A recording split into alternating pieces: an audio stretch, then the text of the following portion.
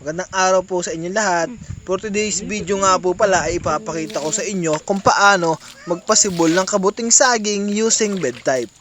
So ang gagamitin natin dito ay sawdust. Pag po na-prepare na po natin yung ating pasibulan, kailangan po natin itong basain ng tubig bago po ito taniman.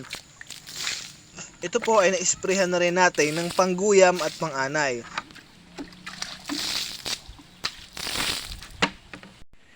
Ang gagamitin nating substrate dito ay yung sawdust. Bali ito po ay composted na ng 1 month. So ang lahok po niyan ay banana leaves, tapos meron po yung apog at saka darak. Tapos nilagyan ko din po yan ng 1/2 na sugar. 4 na sako po yan ng sawdust. Kung paano po mag-compose niyan ay may makikita naman po kayo dyan na mga video na about sa pagko-compose. Marami naman po mga video dyan. Okay? Add na po natin yung pinaka first layer niya. So pupunuin lang po muna natin yan ng sawdust. So mas mainam po kung mayroon kayong abo.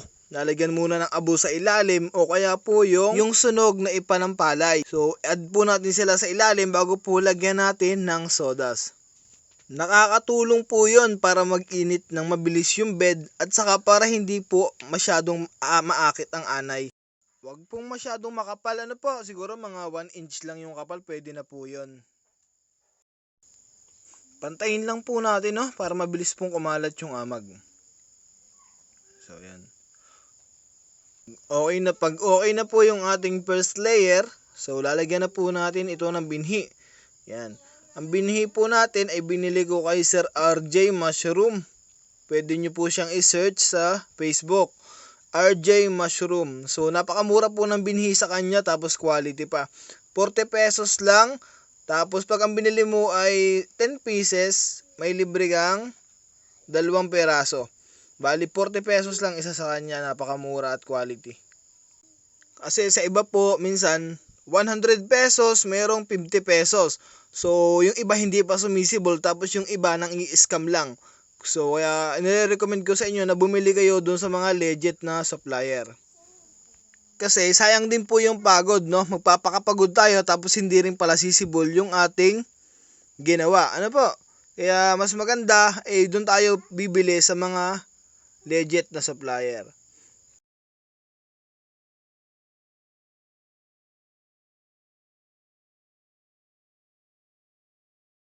After po ng first layer, add na uli natin ng sawdust. Yan, punuin lang po uli natin. Okay, kailangan lang po matabunan yung ating mga binhi. Then, mga 1 inch lang po uli yung kapal. Okay na po yun.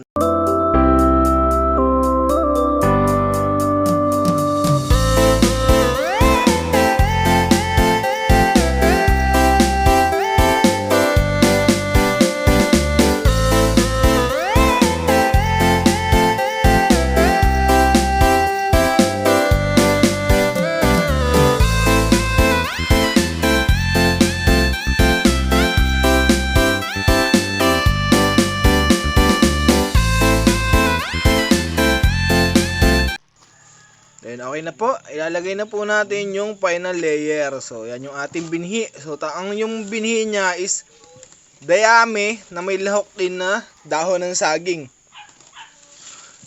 Budbud lang natin sa ibabaw lahat yan mga master. Bali dalawang binhi ang gagamitin natin sa ibabaw. So bali 3 binhi lahat yung nagamit.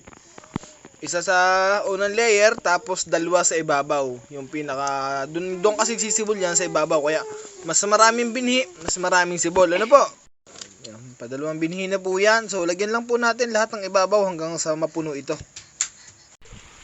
Okay, after po natin mailagay yung binhi, so kukubiran na po natin ito ng plastic.